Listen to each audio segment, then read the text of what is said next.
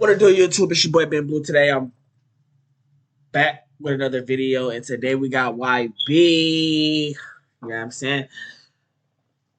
Uh, before we get into anything, make sure y'all like, make sure y'all subscribe, make sure y'all comment, so y'all can tell me what video to react to, how y'all like the video. Hit that Instagram, follow your boy. Hit that Cash App. Support your boy if you will. You feel me? A nigga needs some support. No. Anyways, let's get into this video, man.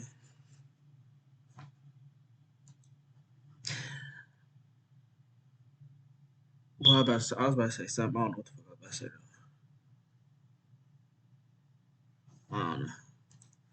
Let's get it. Youngboy ain't just one of the hottest rappers in the game. He's also one of the most savage. But that ain't happened out of nowhere. Come to find out, his pops is certified in the streets too, and he's been locked up since Youngboy was a kid. Let's get into the true story of how Youngboy's dad got snitched on by his own brother and sentenced to 55 years in prison. On December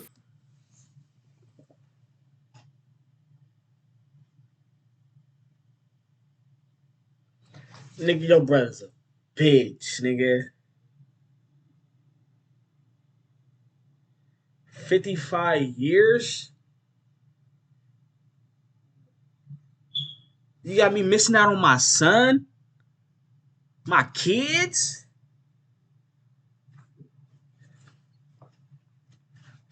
I know family's everything, but nigga, that nigga gotta go. He gotta go, bruh. Ain't no way in hell, bruh. You just made me miss out on everything about my motherfucking kid's life, bruh. If he snitched on his uncle, I wonder if he snitched on how much time the uncle got.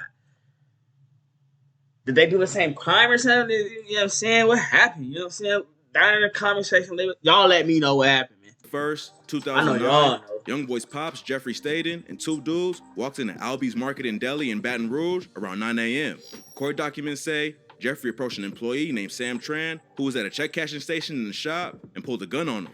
He told Tran to get down on the ground, but the dude ain't listen fast enough, so Jeffrey hopped over the counter and pistol whipped him in the head. Then one of the dudes working with Jeffrey put zip ties on his wrist and a bag over his head. They cleared out the cash registers, but they ain't stopped there. Jeffrey went back to the dude he pistol whipped and demanded more money. Tran told him that the store had a safe with more cash inside of it, but it would take 10 minutes to open up. Unfortunately for him, Jeffrey wasn't trying to hear that and just kept demanding more bread. At this point, Tran was still tied up with a bag over his head, so there wasn't much he could do anyways. Then Jeffrey shot him in the leg, and he and both dudes ran out of the shop. Even though the lick went sour, it should have been easy for Youngboy's dad to get away. Baton Rouge is a wild city where the robbery rate is over double the national average, and most crimes like this don't get solved unless the cops see who did it right after they commit it. Back in 2016, Youngboy dropped the track Cross Me, where he raps, "On my heart, that's on my soul. I won't tell no lies. Uncle told, now my daddy doing 55. Turns out, that wasn't just a random line in the song, but the truth behind how his dad ended up serving 55 years in prison. The cops brought in Jeffrey's brother, Dallas Staten, for questioning, and it took less than an hour for him to start singing and tell him everything. According to Dallas, he went to the store to ask about cashing the check. Get that nigga a Pepsi and a large fry and a Big Mac, nigga. Why that nigga gonna sing his ass off, bruh? You's a pussy, bruh. You could tell he ain't being blue. You feel me?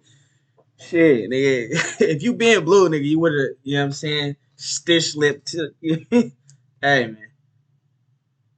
I don't know what the fuck's up that nigga, bruh. Nigga. Check that belonged to his friend. My uncle While he was gotta at the go, counter, nigga. he told the cops that a guy Fuck came you, up with a nigga. gun and made him help out with the robbery. The cops pressed him about who the guy was, and Dallas admitted that it was his brother Jeffrey. Dallas told the cops that Jeffrey talks about robbing the store. Bruh, so you mean to tell me you had the plan to rob this place and ask your brother for help, my nigga? And then you snitched on him?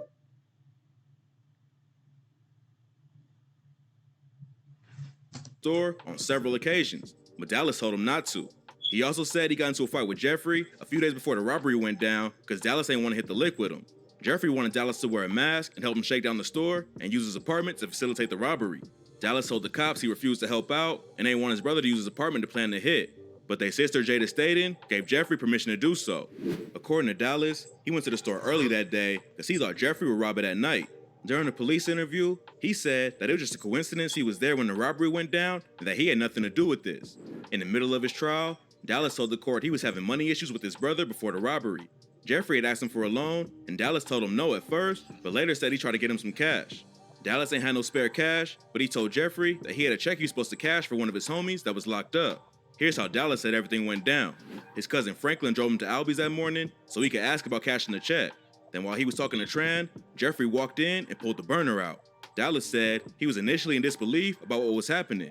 Even though Jeffrey was talking about hitting the store, Dallas finessed him. Finessed. Hey, you ain't gonna hit this, bro. I need you to hit this lick with me, bro. Come on, bro. I need you, bro. I got you, bro. I need you, bro. For real, bro. Peer pressure's a motherfucker. I ain't gonna cap. Nah, bro, I ain't gonna do that. Fuck no. I ain't doing that. I ain't wasting my life. Hell no, I ain't going to jail. Hell no, I ain't going to jail. Nigga, you's a bitch. You walk in there, nigga, go ask. Nigga walk in there, go ask something. Nigga, you about to hit this lick with me anyways. Walk in that bitch like, nigga. On Jesus, he finessed him. Dallas said he had no idea it was actually going down. Dallas testified that Jeffrey started yelling and acting strangely. He tossed a bag full of zip ties to Dallas, who put him on Tran and another employee named Than Nguyen, while a third suspect held him at gunpoint. Tran told the court that when Jeffrey started yelling at him to get on the floor, Dallas tried to act like he was just an innocent bystander and said, "I'm just a customer. Don't hurt me." When Jeffrey hopped over the counter and pistol whipped Tran, Dallas asked him why he did it. Then Jeffrey shot Tran in the leg, and Dallas asked him again what he was doing. When Jeffrey and the third dude ran out of the store, Nguyen loosened the ties on his wrist and grabbed a gun behind the counter. Dallas stayed behind to untie Tran and say sorry. Then he ran out of the store and warned Jeffrey that Nguyen had a gun. Y'all know he was the pussy of the family. Nguyen ran outside and tried to shoot him, but his gun jammed after letting off 2 shots. Nguyen saw Dallas leaving a red Mazda, which is how police tracked him down. When they searched his apartment, they found zip ties like the ones used during the robbery, which was all they needed to arrest him and bring him in for questioning. Bruh, you supposed to bring all them zip ties, nigga. You ain't supposed to leave none back where you... Bruh, you ain't even supposed to bring that stuff to your house, my G.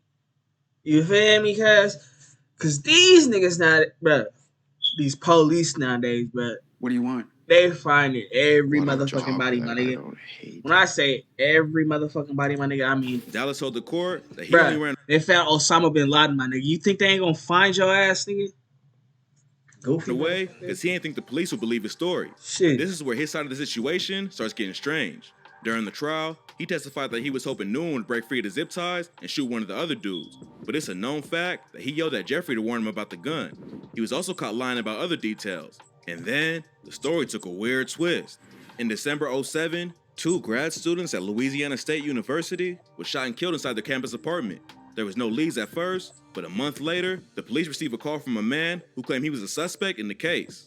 The caller listed his friends' names and told the cops they knew about the murders and who drove the car. He told them he had direct knowledge about the murders and named a few people he thought might have committed the crime, including himself. Sergeant Don Kelly with the Baton Rouge Police Department put out a statement saying, "Thousands of man-hours were spent over the next week by detectives, analysts, crime lab technicians, patrol officers, tactical teams, administrators, and others from multiple law enforcement agencies attempting to verify this information. It seemed like there was finally a break in the case, but it all turned out to be a lie. The police tracked the call back and found out it came from Dallas Staten. He didn't admit to being the caller, but the police held him on outstanding warrants while they looked into it. The cops brought in the friends that Dallas had knew about the murders, and none of them knew what was going on. Kelly said, "I feel sorry for them. They were victims in this thing too. They were absolutely caught up in this thing just as much as we were and everybody. We were all duped by this one individual. They used Dallas' phone records and his own mama to prove it was him. They played back the original call for his mom, and she immediately recognized her son's voice on the line. No one knows why he made the call, but it does make his testimony in the robbery case kind of shaky. If he's willing to lie about being the lead suspect in a double homicide for no reason, it makes it hard to trust anything he says. Regardless of how it all went down, the end result was NBA Youngboy's dad getting a 55-year sentence because his own brother snitched on him. Having his pops locked up since he was a little kid had a massive impact on Youngboy. His mom couldn't take care of him, so he lived with his grandma. And without someone there to guide him, he jumped off the porch at a young age. Hey, you don't fuck with your daddy, nigga? You don't fuck with your dad, bruh? You don't want to go visit your dad because he's in prison, because you was in prison and been in jail before. So you feel like you don't want to go up in them gates ever again. I understand that, my nigga. But that's your dad. You still put money on his books and shit. Talk to him. But you won't go in there. And you don't fuck with the nigga though. This nigga said, I don't fuck with him. Da da da da da. But I talk to him every now and then. Put money on his books every now and then. Because I know how it feels to be behind them walls and have nobody. Bruh. That's your uncle fault, nigga. Fuck, you killing all these... Boy. Look, nigga.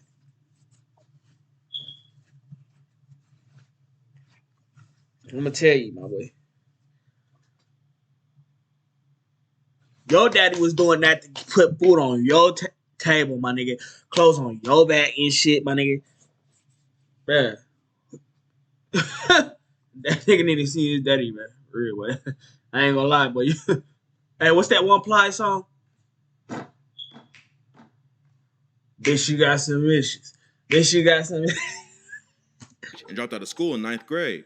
He ended up getting arrested for robbery right after dropping out and spent his time in juvie writing songs for his first project. Youngboy talks about his dad in an interview and said, my daddy in jail. I talk to him every day. He just be wanting money and shit though. I still call him daddy to make him feel like somebody. I send him money just so he feel like he got somebody there. Cause I know how it is when you in jail. I barely know him though. When Jeffrey's sentence was handed down, he tried to have it reconsidered and reduced, but the court denied the motion. Then he filed an appeal saying that his constitutional right against double jeopardy was violated. The double jeopardy clause means you can't be tried multiple times for the same offense, and you also can't be punished multiple times for one offense.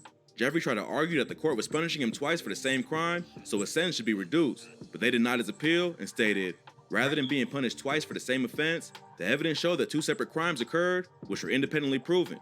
Jeffrey's been locked up since 2009, but he ain't gave up on the early release. Hey. A rapper named Young Pokey been keeping in contact with him while he's inside.